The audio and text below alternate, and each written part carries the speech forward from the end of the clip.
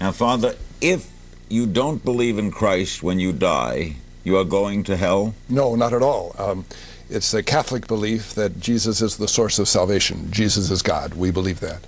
But what do we say to the millions and billions of people who don't even know about Jesus? Are they just thrown into hell? Or what about a rabbi who really follows the Lord as best he can? As a Catholic, I'm very comfortable that he attains salvation by doing best. Christ, so he attains it without believing in Christ? Correct. Without an belief. explicit Many in the Christian fraternity and the Protestant do not believe that, correct. Right? As a Catholic, I can believe that Christ is God and he loves people, and it's not the goal of Christ to try to throw people into hell. And as a Catholic, how do you view Muhammad?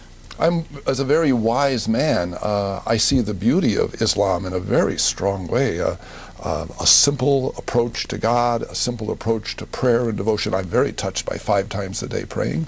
I'm very touched by the Ramadan, by the fasting, the beautiful presence of God and the power of God. And as a Catholic, I need to learn from that. Rabbi, do you see